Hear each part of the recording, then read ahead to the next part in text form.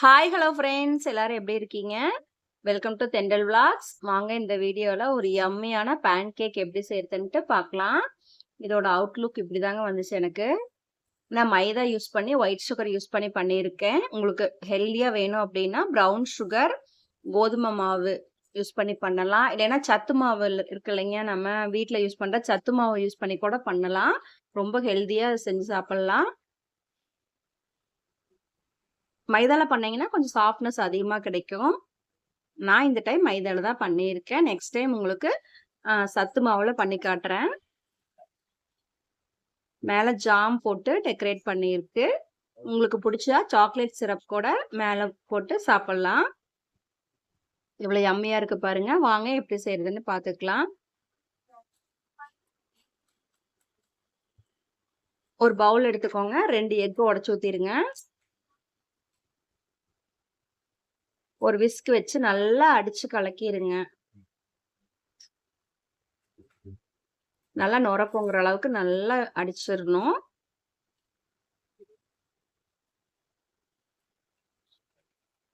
நீங்க என்னைக்காவது ஒரு டைம் குடுக்குற அப்படின்னா நீங்க மைதா யூஸ் பண்ணிக்கோங்க. அடிக்கடி செஞ்சு சாப்பிட்ற மாதிரி இருந்தா கண்டிப்பா மைதா அவாய்ட் பண்ணிக்கலாங்க. கோதுமை மாவு யூஸ் பண்ணிக்கலாம்.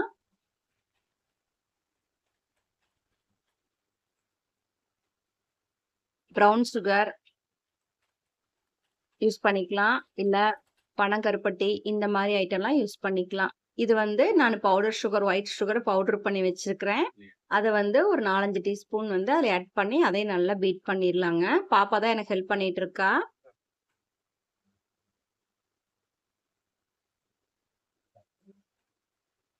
ஒரு விஸ்க் வச்சு நல்லா அடிச்சு கலக்கிடுங்க நுர வர அளவுக்கு.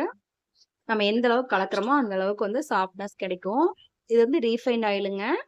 அன்ஃப்ளேவர்டு சன்ஃப்ளவர் ஆயில் யூஸ் பண்ணிக்கலாம். நம்ம ஃப்ளேவரா கடலெண்ணெய் இது மாதிரி எல்லாம் வேண்டாம். ஒரு 1/4 கப் ஊத்துனீங்கன்னா போடுங்க. ஒரு 4-5 டீஸ்பூன் வரும். எண்ணெய் ஊத்திட்டு நல்லா பீட் பண்ணிருங்க. இப்ப நம்ம இதுல மைதா சேர்க்க போறோம். மைதா ஒரு 1/2 கப் சேர்த்திருக்கிறேன் நானு.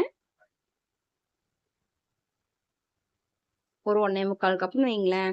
சேர்த்திட்டு அதையும் நல்லா பீட் பண்ணிக்கலாம்.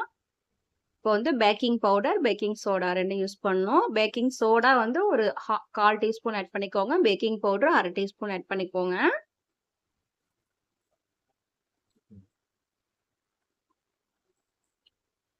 நல்லா அடிச்சு கலக்கிடுங்க. கொஞ்சம் இதோட கன்சிஸ்டன்சி கெட்டியா வந்துடும். இப்போ பால் ஒரு கப் நம்ம காய்ச்சி ஆற வச்சு பால் எடுத்துக்கலாம். இந்த மாதிரி கெட்டியா வந்துடும். கொஞ்சம் கொஞ்சமா பாலை ஊத்திட்டு நம்ம விஸ்க் வச்சு நல்லா கலக்கிட்டே வருவோம். ஸ்மூத்தி கன்சிஸ்டன்சிக்கு வரும் பேட்டரு. அது வரைக்கும் நம்ம வந்து நல்லா பீட் பண்ணிட்டே இருக்கணும். இந்த அளவுக்கு வந்தா போதுங்க. ஃபைனலா கொஞ்சமா ஹனி ஆட் பண்ணிக்கலாம். இதோட முட்டை போட்டிருக்கறனால ஸ்மெல் வராம இருக்கிறதுக்கு ஃப்ரேக்ரன்ஸ்க்காக நான் வந்து ரோஸ் எசன்ஸ் சேர்த்துறேன். நீங்க உங்ககிட்ட என்ன எசன்ஸ் இருக்கோ சேர்த்திக்கலாம். வெனிலா எசன்ஸ் சேர்த்தலாங்க. பைனாப்பிள் எசன்ஸ் எது வேணாலும் சேர்த்திக்கலாம். அப்படி எசன்ஸ் உங்ககிட்ட இல்லை அப்படின்னா நீங்க ஏலக்காய் தூள் கூட போட்டுக்கலாம். நான் ரோஸ் எசன்ஸ் சேர்த்துருக்கிறேன். சேர்த்து ஒரு மிக்ஸ் பண்ணிடுங்க. ஒரு பிஞ்ச் உப்பு ஆட் பண்ணிக்கோங்க, சொல்ல மறந்துட்டேன். இப்போ நம்மளுக்கு பேட்டர் ரெடி ஆயிடுச்சு. ஒரு சிலர் எல்லாத்தையும் மிக்சியில போட்டு கூட அடிச்சு செய்வாங்க. அப்படி கூட நம்ம செஞ்சுக்கலாம். நான் இந்த மெத்தட்ல செஞ்சிருக்கிறேன். தோசைக்கல்ல அடுப்புல வச்சு சூட் பண்ணிட்டு கொஞ்சம் நெய் அல்லது பட்டர் விட்டுருங்க. ஒரு புளிக்கரண்டி எடுத்துக்கோங்க. ஒரே ஒரு கரண்டி மட்டும் அழகா ஊத்தி இழுக்காதீங்க, தோசை மாதிரி அப்படியே விட்டுருங்க. ஒரு கரண்டி அண்டு ஒண்ணு கொஞ்சம் மாவு ஒரு கரெக்டா ஒரு ரவுண்ட் வர அளவுக்கு ஊத்திருங்க. அடுப்பு லோ ஃப்ளேம் இருக்கட்டும். மேல கீ வேணா ஆட் பண்ணிக்கலாம். இந்த மாதிரி மேல ஏர் பபிள்ஸ் வர ஆரம்பிச்சோடனே நம்ம திருப்பி போட்டுடலாம். எவ்வளவு சூப்பரா வெந்திருக்கு பாருங்க, ப்ரௌனிஷா. இப்போ எல்லா பேன் கேக்கையும் நான் சுட்டு எடுத்துட்டேன். எவ்வளவு ஸ்பாஞ்சியா வந்திருக்கு, நல்லா வெந்து வந்திருக்கு. இதை பாப்பா டெக்கரேட் பண்ணிட்டு காட்ட போறா. நாங்க வந்து கிசான் ஜாம் வச்சு டெக்கரேட் பண்ணியிருக்கோம். உங்ககிட்ட சாக்லேட் சிரப்பு இல்லைன்னா அந்த பீனட் பட்டரு எது இருக்கோ அதை வச்சு நீங்க டெக்கரேட் பண்ணிக்கலாம். ஒவ்வொரு லேயருக்கும் ஜாம் வச்சு டெக்கரேட் பண்ணியிருக்கா. மேலே ஹனியை ஊற்றி நம்ம இப்போ சாப்பிட போகிறோம்.